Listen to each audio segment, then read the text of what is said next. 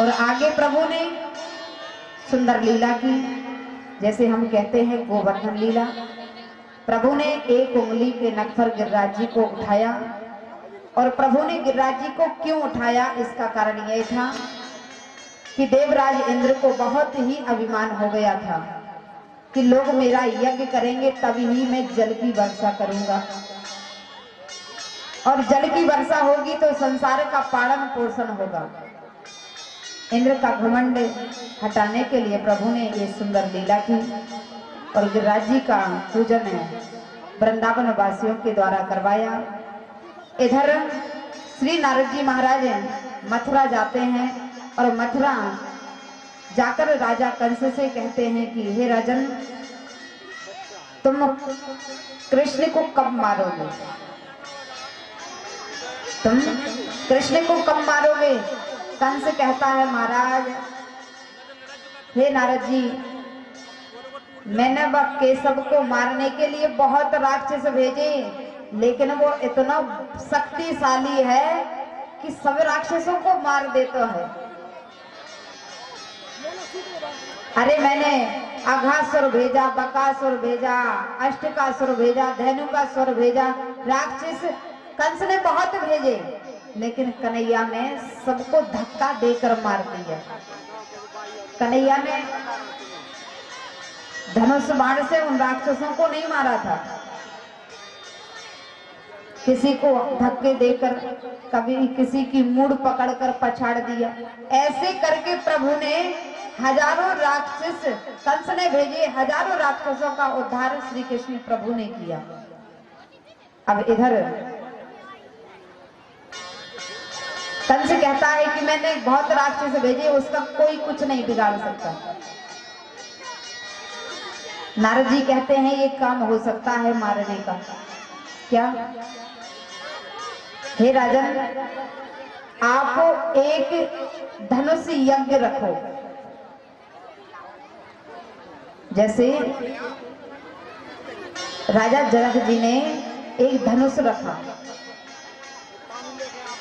हे कंस, एक आप धनुष यज्ञ करो, उसमें बड़े बड़े लोग, बड़े बड़े वीर उस धनुष को उठाने आएंगे,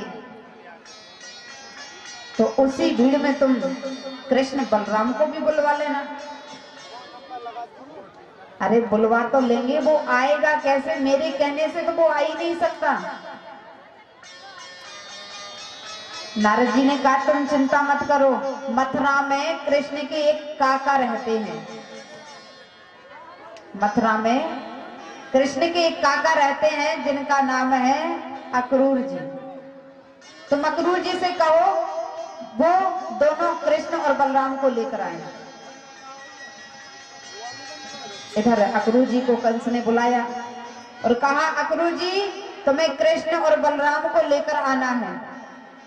अक्रूर जी ने सोचा, हे भगवान, इस दुष्ट के मन में कृष्ण और बलराम को बुलाने की भावना कैसे आ गई।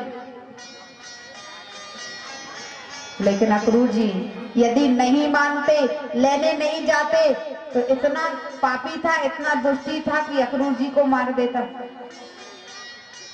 इसलिए अक्रूर जी ने सोचा, ठीक है, कृष्ण बलराम तो साक्षात नारायण है, ये पापी उसका क्या बिगाड़ सकते हैं। अक्रूर जी लेने गए प्रभु को, लेकिन रास्ते में ऐसी समाधि लग गई अक्रूर जी की। देखिए, आप सभी वृंदावन गए होंगे, कौन कौन वृंदावन गए हैं जरा हाथ उठाइए। लगभग जिसको ही गए हो, जो ना गए हो पीछे वाले भैया, वृंदावन गए हो कभी?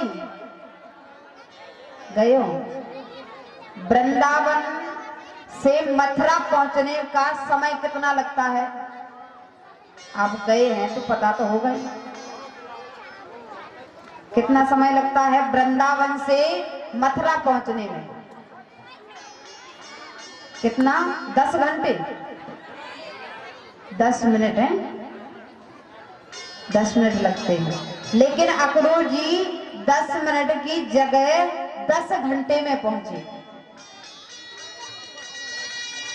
अब इसका मतलब क्या हुआ? 10 मिनट की रास्ता और 10 घंटे में पहुंचे। अक्रूर जी सोच रहे हैं आज मैं पहली बार मेरे माधव का दर्शन करूंगा, वो मुझसे क्या कहेगा, काका कहेगा कि बाबा कहेगा। ऐसा सोचते सोचते अक्रूर जी की रथ में समाधि लग गई। अब महाराज रथ में चलने वाले जो घोड़े हैं ना, वो मस्ती से चलने लगे। कहीं घास है, घास खाने लग गए, कहीं पानी है, पानी पीने में लग गए। तो ऐसे अक्रूर जी को वृंदावन से मथुरा पहुंचने में, मथुरा से वृंदावन पहुंचने में 10 घंटे का समय लगा। मथुरा से वृंदावन पहुंचे, कन्हैया रास्ते में मिले। कन्हैया ने अक्रूर जी को प्रणाम किया, काका जी प्रणाम करता हूं। हे अक्रूर जी, हे काका, तुम हमें लेने आए हो? अक्रूर जी कहते हैं कि हे प्रभु, आप तो सब जानते हैं, अंतर्यामी हैं, आपको बताने की जरूरत नहीं है, मैं तुम्हें लेने आया हूं। उसी समय कन्हैया ने कहा, काका तुम मुझे लेने तो आए हो, लेकिन मैया यशोदा से कभी मत कहना कि मुझे कंस ने बुलवाया है। कंस ने बुलवाया है, नहीं तो मेरी मैया यशोदा मुझे कभी मथुरा नहीं भेजेगी। इधर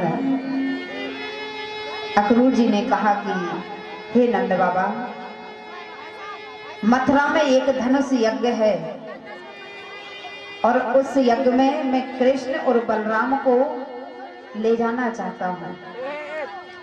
अब जैसे ही मैया यशोदा को पता चला कि मेरा कन्हैया मुझे छोड़कर मथुरा जा रहा है, मैया ने जैसे ही सुना, मैया भोजन पा रही थी, हाथ में ग्रास लिए थी, हाथ से ग्रास छूट गया और कहने लगी, अरे अक्रूर जी, तुम मेरे कृष्ण और बलराम को लेकर मत जाना, क्योंकि कृष्ण और बलराम तो मेरी दाहिनी और बाईं आंखें हैं। यदि इन्हें लेकर चले जाओगे तो मैं दोनों नेत्र बगैर कैसे जीऊंगी? हे अक्रूर जी, मेरे कन्हैया और बलराम को मुझसे दूर मत करो।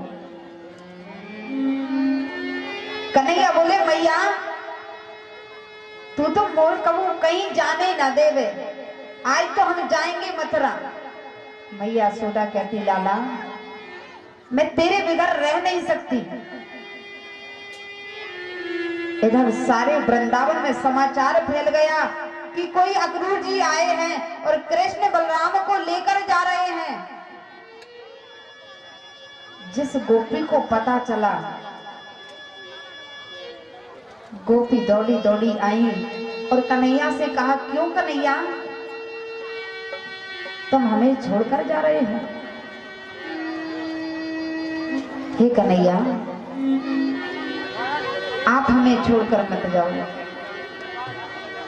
लेकिन सूर्य उदय हुआ और रथ में बैठकर कन्हैया जाने लगे और जाते समय मैया यशोदा से कहते हैं, मैया यशोदा तू चिंता ना कर, तू चिंता मत कर, मैं अभी जा रहा हूं और परसों वापसी आ जाऊंगा। मैया यशोदा कहती हैं, हे कन्हैया, तू परसों की कह रहा है, 2 दिन तेरे बगैर मेरे कैसे व्यतीत होंगे? हे कन्हैया, तू मुझे छोड़कर मत जा। उसी समय कन्हैया भी रथ से कूद पड़े और मैया यशोदा के गले से मिलकर रोने लगे। मैया यशोदा, मैया यशोदा मुझे जाने दे। लेकिन मैया यशोदा बिलक बिलक कर